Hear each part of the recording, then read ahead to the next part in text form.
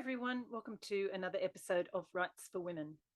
Today, I have a very special guest on the podcast.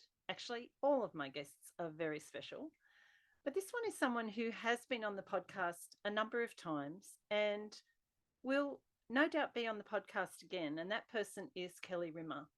And I always love to have Kelly on the podcast when a new book comes out because she always has such interesting things to share about the writing process for her books, the research, the way she outlines, turns fact into fiction, and gets a real emotional punch into her writing. Kelly, if you don't know much about Kelly, let me tell you a little bit. If you don't know much about Kelly, I'll tell you a little bit about her, a little bit more about her in a minute. But first of all, I want to get to First of all, let me share this week's writing tip with you. So, this week's writing tip once again comes courtesy of my writing partnership or buddy writer, comes from my buddy writer, Penelope Janu. And this week I was having a little bit of trouble really nailing down this kind of spine of my story that I'm working on. I have a very short amount of time to finish the draft and have a semi-revised version of that before I go overseas in the middle of July. And I was starting to hit the panic button about not being able to really narrow down what the essence of the story was and to really get to the crux of it. And Penn reminded me of something that, of course, I already knew because we've talked about it numerous times before in our writing group, the Inkwell, but that is to write a blurb. So I thought, yeah, that's a great idea because what writing a blurb for the story does is to actually really make you focus in on the main turning points, the main emotional points of the story, the crux of the story, and the blurb being the kind of marketing tool that you put on the back of the book for the reader. So it's different to a synopsis. It's not a full outline of the story that you would give to a publisher or an agent. It is that marketing blurb that goes on the back of the book and that is designed to hook readers. So, in having to come up with the blurb yourself, what you're actually doing is really focusing in on the things about the story that are going to make it interesting, that are going to make it page turning, that are going to make a reader want to stop and pick up the book. And in doing that, you're really getting to the crux of the story. So I did sit down and found a couple of kind of blurbs for this story that I had scribbled off a little while ago. And with a bit of backwards and forwards with Penelope, we came up with something that has actually really helped me sort out what the spine of the story is. And then what I did then was I went back and rearranged some of the scenes. I took out some of the kind of dense storylines, that the plot threads that I had set up right at the beginning of the book, and move them further into the book so that they become kind of part of the middle rather than the setup of the story. And it really helped me to see where the story is heading to get to that midpoint, and then hopefully sets me up to write the second half of the story, which I have to do in a very short amount of time. So if you're someone like me and Penelope and many other writers that I know, who is a bit of a pantser, you don't really know what's going to happen in the story, but you get to a point where you get stuck, sit down and have a go at writing a blurb and see if it sparks any ideas for you and gives you a sense of what's going to happen in the story overall, and certainly give you a sense of the themes. So I hope that helps for anyone out there who might be stuck at a point in the story where they don't know what to do next. So now on to today's episode and a little intro for our guest, Kelly Rimmer. Kelly Rimmer is an Australian author who almost needs no introduction. She has sold over 2 million books worldwide, and many of her 13 novels have been translated into dozens of languages and have appeared on bestseller lists around the world, including the New York Times, Wall Street Journal, and USA Today.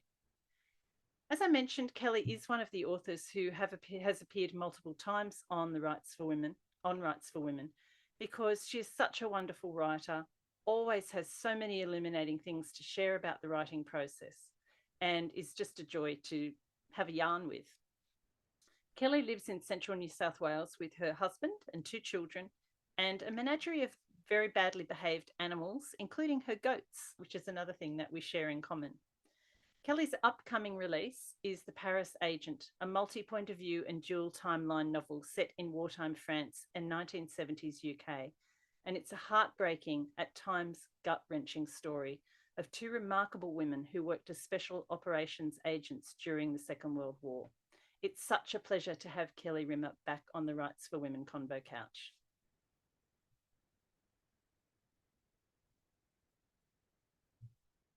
Yeah, here we go.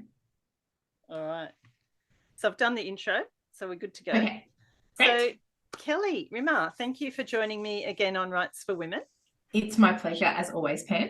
Always great to have you here. And congratulations on The Paris Agent. It is another page-turning book. It had me glued to my seat, and I vividly remember getting to a particular point in the book and going, oh, now I just really can't put it down. I've just got to keep going.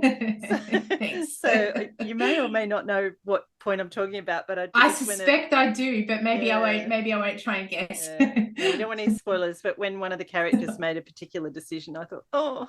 Anyway, I really want to talk to you about your process in writing this book. But before we do that, could you tell us a little bit on what it's about? Yes, there's, as I like to do, dual narrative historicals.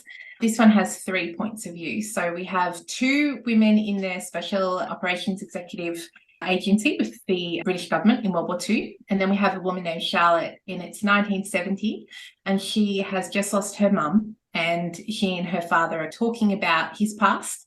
And through some of the questions he has about his own wartime service, they uncover this whole story about these two amazing women during World War II. Yeah, I loved that kind of backwards and forwards, which you do so well in your dual timelines. And just the relationship between Charlotte and her father, and just that wanting to know more about the past, which works so well with the two earlier storylines of the special agents. But I know a lot of your stories have come from ideas that you found while writing a particular book and researching a book. Something will come up in that research that sparks an idea for the next story. But what about this book? Was that the case with this book, or where did the inspiration come from for The Paris Agent? Yeah, I actually, when in 2010, long before I was published, my husband and I were talking about baby names of all the things. And there was a family name on his side of the family, Violette, so French name. And he really liked that if we had a girl. And I remember Googling it. And one of the first things that popped up was Violette Sabo, who is one of the characters that one of the real life people that I've based one of my characters on. And so in the back of my mind, I always wanted to write about her. My daughter's name is Violette. She gets Violet because we're in Australia. And when people read Violette, they go, oh, Violet. Yeah, so she answers to it was Violette. Yeah. Yeah. So even I call her Violet most of the time now, because I should have known. I did suspect this would happen, but I didn't realize to the extent that it would. And so I've been fascinated by and a little bit obsessed with Violette Sabo ever since then. But last year I was listening to a podcast, as I like to do, and the podcast was about a book about Diana Rowden, who was another SOE operative. And I'd never heard of her. So I had a loose interest in the SOE for quite a while, but I'd never heard of Diana Rowden. And I thought her story was so extraordinary that I just was like, yep, it's time to write about this. So that's where the basic idea came from. And I really liked the idea of writing about these phases of life that different people go through. And I wanted to write about someone who has unexpectedly been thrust into a new chapter of their life. And for Charlotte, she could never in a million years have predicted the loss of her mum. It happened suddenly and tragically, and she's grappling with it even almost a year after her mother's death. And so I wanted to write about that journey, about how you make peace with the twists and turns and the grief that different phases of life bring you. So that all just came together in this book. Yeah, and it comes together so beautifully. But the special operations unit that you mentioned, that the characters are based on women who worked as special operations agents. Can you talk a little bit more about that? Because there is so much in the book about the women being drawn into being agents, and I just found that absolutely fascinating, because it's World War II, and obviously I realized that there were spies and things like that going on, but the kind of lives that these women then were forced to live, men too, but the book focuses on the women. But Yeah, what sort of things did you find out in your research about how these women got drawn into the special operations sort of unit and then what they did in the war? Yeah, I when I first started researching, I don't think I had any idea how unprepared these women were. Because when you talk about spies, it's almost glamorous in the sense of high action, and they're privy to this top secret knowledge. You're operating in enemy territory, and maybe only you and a couple of other people know what you're really doing there. And the intrigue is really interesting and fascinating. But these women in particular were often just regular women who happened to speak French. And they weren't necessarily gorgeous or glamorous in appearance, but rather they were women that the kind of handlers thought they would fit in France. So they might have been quite ordinary in every way. And it wasn't even about, can you quickly become extraordinarily skilled? It was about, can you operate for a while and blend in well enough that you won't be found out overnight. At one point, particularly for the role of a wireless operator, who are these women who were using these wireless units to communicate back to Baker Street in London. At one point, I think the average that they survived without capture was 6 weeks. So they might have had 2 or 3 months worth of training.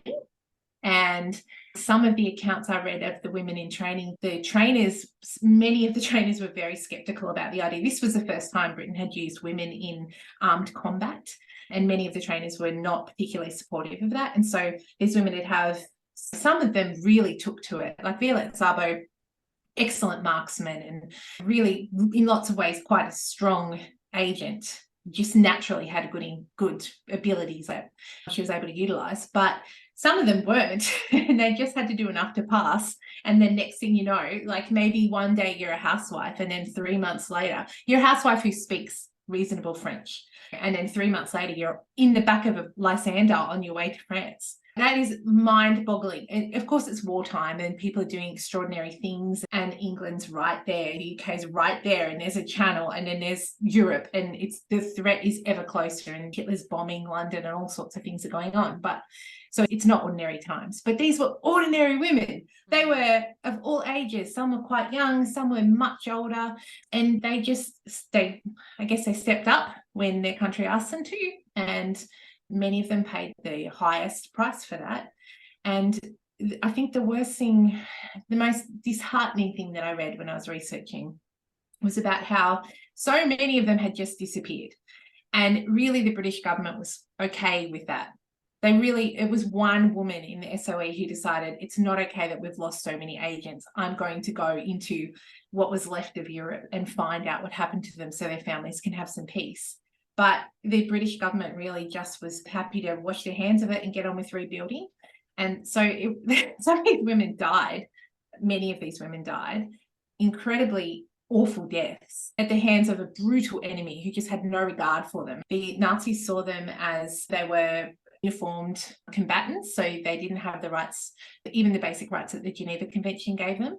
So they were more vulnerable than basically any other operatives. And yet the government really could. I read one, I can't remember who said it, but there was one historian who said that probably the SOE, the agents of the SOE, shortened the war by 6 months.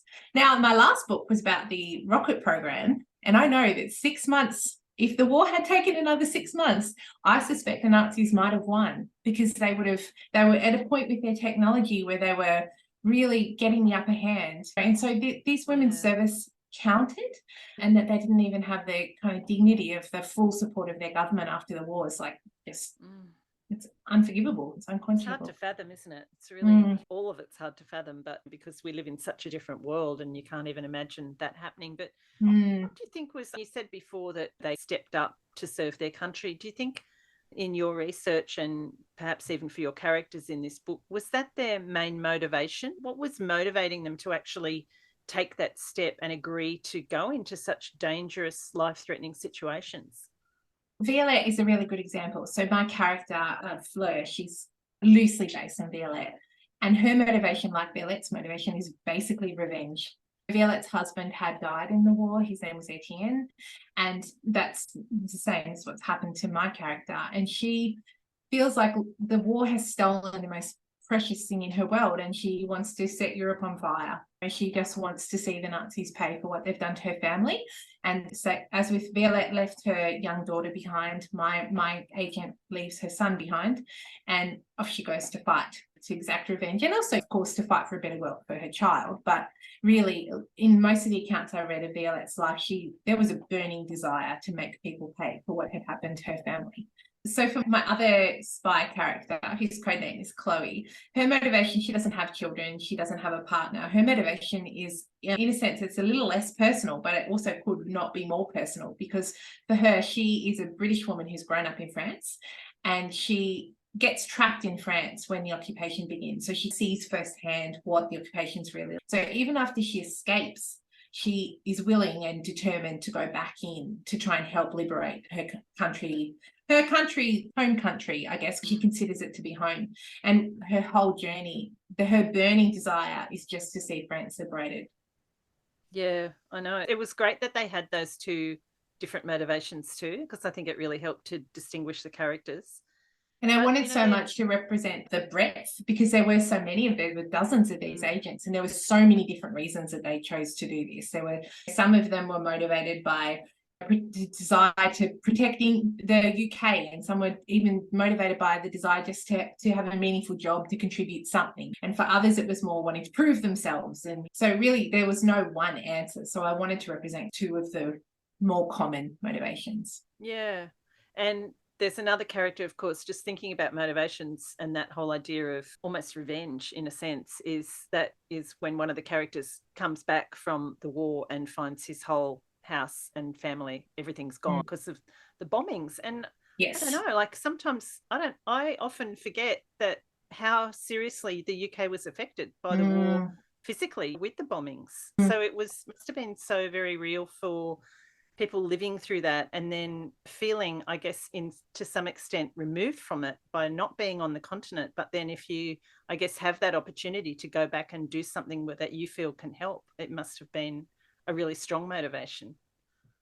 Yeah, and even we live in this instant age where you can have a conversation over Zoom, but when people, so for example, there's a character who's trapped in France for a period of time, and there's no way for him to communicate with his family or even his supervisors or his superiors. He's basically just trapped. And even for the agents, they have this wireless, double encryption wireless, where they're sending messages and receiving messages, but that's an incredibly complex process, limited to these really short windows at regular intervals. You can't just be going, how's my mum? It's really the most essential things that just have got to be communicated in terms to keep the mission moving forward. So they were really blind when they were in the field, other than the people who had the wireless units. Yeah, it was just such a different world. Even though it's only 80 odd years ago, it really feels like another planet in some ways. It does. Yeah, definitely. So the two women whose stories that we essentially follow during the war, Eloise and Josie, as you said, they are based on these real life characters, and that researched and then conglomerated different bits and pieces that you discovered in your research. What kind of decisions did you have to make around blending fact and fiction to actually take that information and then turn those women into characters, and then to also put them into the same story? What were some of the decisions that you had to make for the narrative? I always worry about this, every book. I think this is the most stressful part of the writing process for me, other than the actual writing.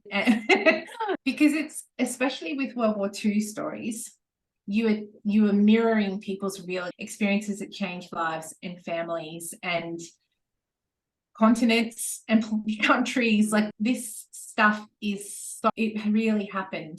And so there's a certain amount of responsibility. As a historical fiction writer, I can take some liberties with things. If dates don't quite line up, I sometimes will move minor events to fit the actual narrative that I'm trying to write, minor details, that kind of thing. By necessity, you have to move some of that around sometimes. And I don't know these real life women. There are books written about particularly Violette, and I read every one I could get my hands on, but her daughter is still alive. So, you are taking someone who really lived, who existed, and then you're trying to fictionalize them. So I try to follow the historic events as much as I can. But then in this book, it was really important to me that I write in the author's note. I've gone to quite a level of detail that no one's going to read, trying to explain what was fact and what was fiction, because I didn't want to get people to pick up the book and then be reading and think, oh, Diana Rowden really did this. So I've explained what it was inspired by her action and what she actually did. So that, because historical fiction has, I always think of it, it's supposed to inspire people to self-educate about history, especially when you're writing about little known aspects of different historical events. But some people don't do that. Some people will just pick it up and then they'll read inspired by Diana Rowden, and then they'll think that this story, that my character inspired by Diana Rowden has celiac disease. Diana Rowden did not, as far as I can tell, have celiac disease. And so I really wanted to be quite explicit about what was real and what is fiction. Because at the end of the day, if I don't tell a satisfying story, readers are not going to keep reading it. So I want to entice them to be interested in the history, and I've got to write beyond what I could possibly know about these real people. And so I think, yeah, in this case, I've ended up following the real history so much more closely than I expected when I started writing. So even down to Violette traveled to this place called Rouen in France, in northern France. And when I first planned out for my character, Eloise, to go to that part of France and to do a mission there, I originally had certain things in mind. But as I started writing and I was researching, going back to the research and looking at what Violette really did, I was like, oh, that is much more satisfying than what I was going to have Eloise do. And it was because she was so incredibly brave. That was one of the bravest missions out of everything that anyone did in the SOE. And so I ended up following that, and even down to the way she was arrested, because Violette was arrested several times. And so my character is arrested, and even how she talked her way out of those situations. I could use Violette's real story, but there are other things that I couldn't possibly know. And in the end, I made a creative decision. I can't say much because it will be a spoiler, but I made a creative decision to have these two characters together at certain pivotal points where the real women were not working closely together at those points. Yeah. So, yeah, I can see, having read it, I can see how that... Yeah, you know what I'm talking about. Yeah, for sure. Yeah, definitely no spoilers. But you mentioned there about planning what you were going to do with the story idea and the characters. And I know from our previous chats, you are someone that does quite detailed outlines. Yes. So can you just, for anybody who might not have heard our previous chats, talk a little bit about your outlining process? And was it the same for this book? Did you do the same thing that you've done previously? Yes, I think for the most part, yes. So the pivotal points pretty much followed what I planned. The way that I structured the book changed a bit this time. I originally planned on having quite a lot about their training, because I was so interested in how the SOE transformed these women into spies in 2 or 3 months. I just could not. I actually spent months researching that, only to not end up using very much of it in the final story.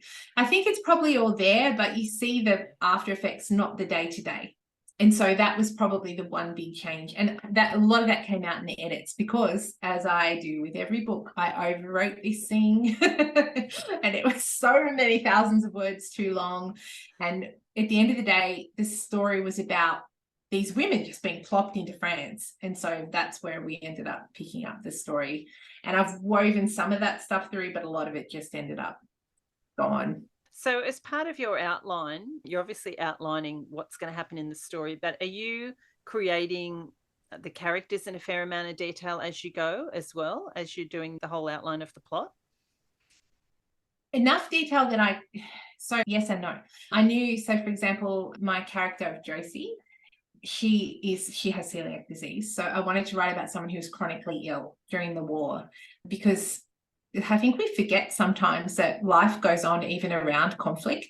And so I wanted to write about someone who's actually battling on 2 fronts. Her own health constantly has let her down, and she's had to learn her own body. In 1945, through the war, even as late as 1945 or 1950, doctors did not know what caused celiac disease. And so it's not like she could just get some gluten-free bread from Woolies. Like she's had to figure out for herself how to manage her condition. And I knew that I wanted her to have quite a difficult relationship with her mum. And so going in, I wanted to write about someone who'd seen herself as frail for much of her life, and circumstances force her to confront her inner strength, and then to step into this new phase of her life where she's actually incredibly brave and bold. And so I didn't know some of the very finer detail of how that would manifest, but I had the idea. That was where I started with her. And it was a little bit different with some of my other characters, because so there's a romantic relationship that happens between two characters, and it didn't catch me by surprise. I knew that there would be something there, but the extent, as I was writing, I became quite swept up in that. And I wanted so much for these characters to find a happy ending. Whether or not that happens, readers will have to find out for themselves. Right. But I just, even as I was writing, I was trying to, sometimes it's tricky because you want the best outcome for your characters, and then sometimes circumstances happen and you're like, there's got to be a way I can write around this. I know that's what I planned for a year. Yeah, so it's a bit of both. I think I do still plan extensively, but I think I've been doing this for so long now that I think I'd really struggle to sit down and write without having some idea of where I was headed. Yeah. And how long would it take you to get like a whole outline created? Sometimes it's really fast. Sometimes only a couple of days. If the idea comes fully formed, then it's easy. But most of the time, a couple of weeks. Yeah. And that's after you've done a lot of the research. Yeah, there's two kind of phases to it. So again, this is a process that I've finessed a bit over the last few years, but I tend to do this pre-research, which is I'm a little bit interested in the SOE. I'm going to do some general reading. And then once I've settled on a concept, then it's much more laser focused. Yeah. And what about your more contemporary? It's not completely contemporary storyline because it's set around the 1970s, well, in 1970, for a very good reason, to do with the story. But how did you, what comes first? I'm imagining all the historical research and those characters come first, and then you're thinking, okay, what kind of more contemporary character do I need to fit into this? How does that work for you? I don't know where this one came from. I had the idea for her dad, my protagonist's dad.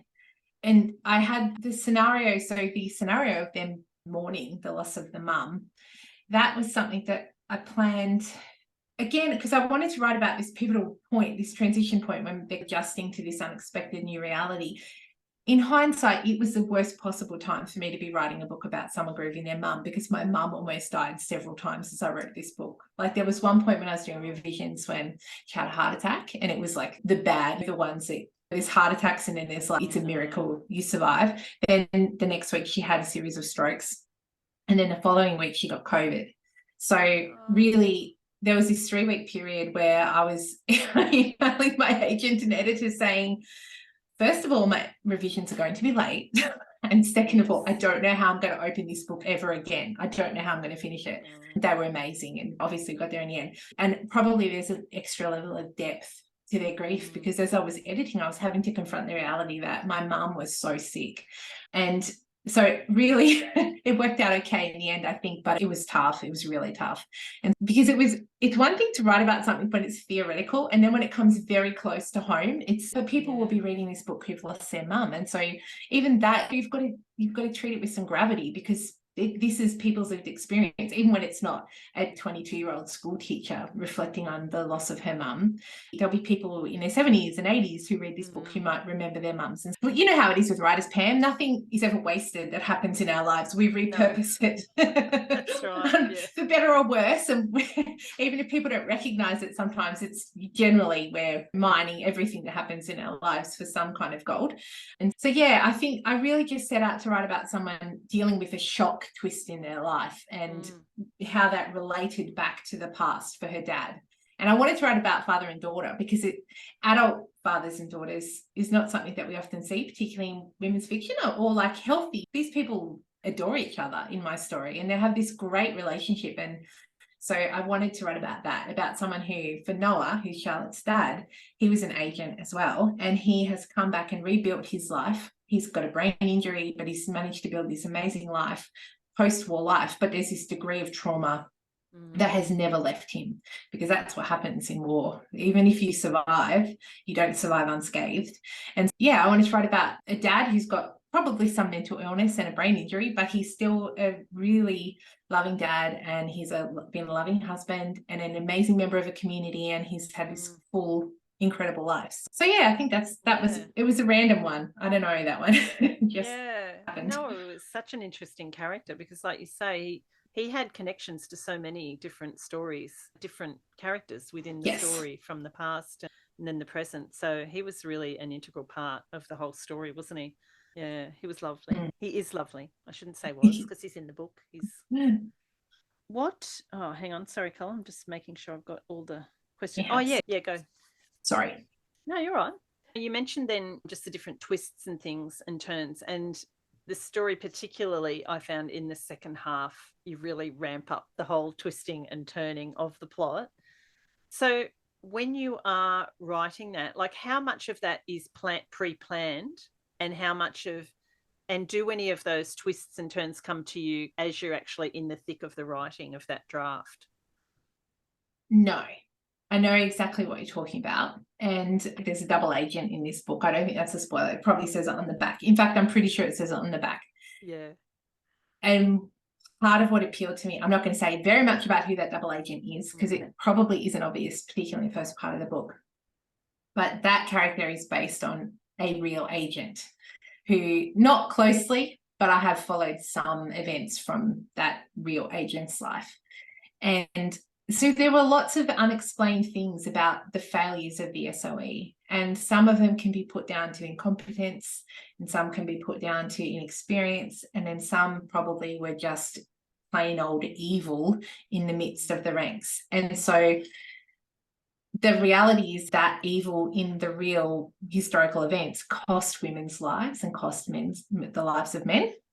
And so I wanted to explore that a bit, about how people with their own selfish motivations, even in war, will make decisions that can have flow-on effects that can really impact generations, really. So I planned that character. What does change, though, as I'm writing, particularly with a big thing like that, I start out and I think it's going to be this black and white thing. And then as I'm writing, I realize people are very rarely black and white. And that character, I thought it would be obvious right from the beginning who that person is.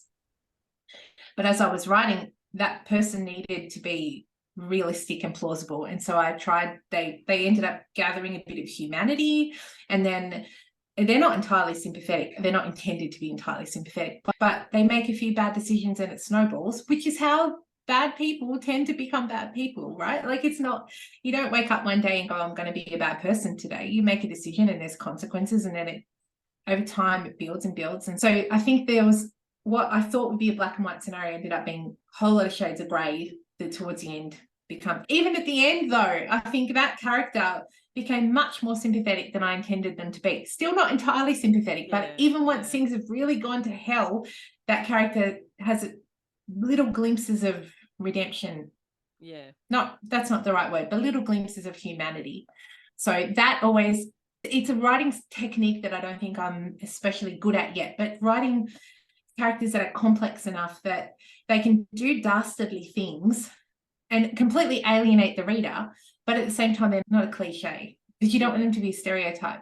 So that, I think that's the part that, even though I planned all of that, I planned what the plot points, the character development was something that lived and evolved as I was writing. I agree. I think having those shades of grey really does help you avoid that cliche, doesn't it? Because particularly with a kind of villain type character, there is the danger that they're going to fall into that evil villain cliche. That's exactly right. Yeah. For this book, were there any kind of new challenges that you came across that you haven't really experienced before in your writing? That's a really good question. There are, because every book teaches you something, doesn't it? I think I grappled probably because, as I said, I ended up following a history of real people probably closer than I originally thought I would. And I grappled a bit more with the ethics of that this time around, because I knew there would come a point where I deviate from, it's not like I'm actually writing a non-fiction narrative fiction. This is narrative non-fiction, sorry. This is not meant to be a retelling of Violette Szabo's life. There have been those, and they're good they're done. That's not what I set out to do. So I think I probably grappled with how to do that. And the answer in the end came down to the author letter and being a little bit more explicit about, this is real, this is not. This is where I got this idea from.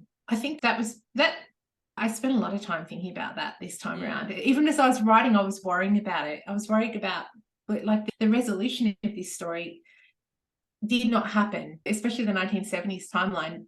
Almost all of that is fiction. And so I wanted to be really explicit about how it all came together. And yeah, and I think there's a scene in the book which follows something that really happened that was really hard to write towards the end of the book. Talking about. Yeah. And I've written about hard things before. Mm. I could get emotional talking about this because that is brutal. And I've written about tough things, obviously. Like, I gravitate to these heavy historic events, but that was really tough to write that. So I think what that, I don't know, what did that teach me? I don't know. Research. I read as many accounts as that event as I could, so that, and as many primary sources as I could get my hands on, so that I was writing the bits that mattered in a way that was true to the historical narrative. Yeah. I don't know. Yeah. Yeah. You do a great job of that author note too, Kel. Oh, thank you. Yeah, I read the arc, but I also got sent a copy of the final version and read the author's note in that. And you did a really great job of explaining all that. It was interesting. Thank you. That's really good. I hope people do read it. I don't blame them if they don't, because they've already read quite a long book, and then there's many pages of me saying this happened, this didn't happen, this happened. And even when an author's note is half a page, people don't necessarily read it. So I understand if they don't, but I hope they do, because it really matters. So I guess connected to the kind of grueling nature of some of the material that you were dealing with in telling the story, and you've mentioned already, Kel, that your mother was quite ill for part of the time that you were writing the book, certainly when you were revising it. How do you, and I know that you've written about really difficult topics before, so I'm sure this has come up for you before, but how do you manage that on that personal level where you really need to look after yourself and look after your own state of mind? Because I'm sure that a lot of the things that you research and the things that you're writing about must play on your mind all the time during the writing process. I think I did a better job of that this time around, ironically, because I was under much more pressure in my personal life. People have asked me that question in the past, and I say quite a rote answer about, I don't know, watching comedy on TV or hanging out with friends.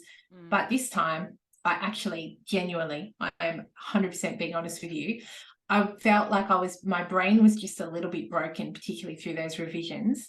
And we've got a bookstore now, and family, my daughter's sick, my mum was sick. It was just like too much all at once.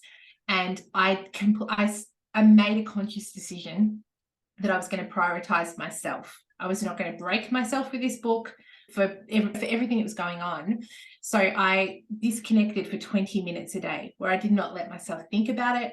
I didn't think about family. I didn't think about the business. I didn't think about anything but my garden or my dogs or my walk or reading whatever book I was reading for fun.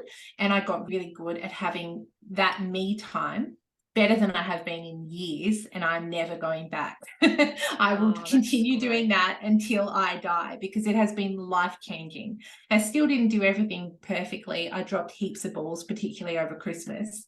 But I learned so much about all I need is a 20-minute reset and decent amount of sleep. And then I'm basically Superwoman with 7.5 hours sleep and 20 minutes a day where I can do whatever I genuinely want to do. And it's so simple. I don't know why. I would probably have given that answer before, but I've never meant it before. I like being busy. I like writing a book a year. I like having a really full life, but I think I realized when the poop really hit the fan, it had to be, if it was a choice between doing the grocery shopping and having food in the house tomorrow and having my 20 minutes, then we had takeaway. Just simple things like that. If there was a shortcut I could take so that I could have my 20 minutes, and some days it was not 20 minutes, some days it was like an hour, because I was like really fried. And that's the reason I got the book finished, because I learned how to really compartmentalize and have that mental health time for myself. And like I said, I'm never, ever going back. It's so important. Did you try and do it at the same time every day, or was it just whenever it fitted in? that was impossible. So sometimes it was early in the morning, and sometimes, because I'm lucky enough to work from home, I could do lunchtime, go for a walk at lunchtime if it wasn't too hot, or go sit and read my book under the air conditioning if it was too hot. It didn't really matter what it was, but it was just a case of knowing that I could just pop the pressure valve for 20 minutes a day and just, So important. So here's a question that's actually in the book club questions, Kel, at the back of the book. Which scene affected you the most when you were writing it? Wow. And you probably can't give too many specific details because I know obviously we don't want spoilers, but was there more than one? Yeah, there was one big one that you, having read the book, will probably know exactly the one I'm talking about, that involves both of my women who are SOE agents. That one was very affecting.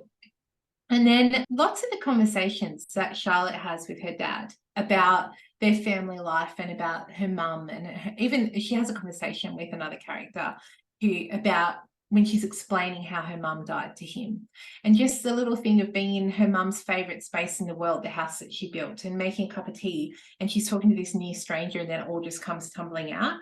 I found that really impactful because it's such an organic thing, the way that she's struggled to talk to her friends about it because she's young and she's at an age where her friends' parents aren't dying, and then her mum suddenly dies and her friends really don't know how to deal with it.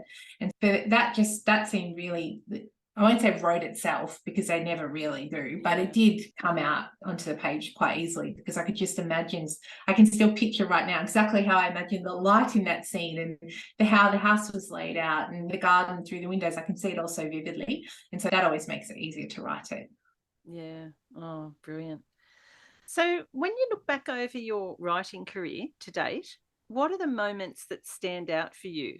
And would you do anything differently? I always tell aspiring writers use a pen name.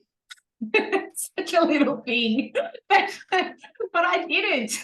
This is my name. And I kind of expected that maybe I'd sell one book and then I'd be back to working with software. I feel like I didn't expect for this to become my career.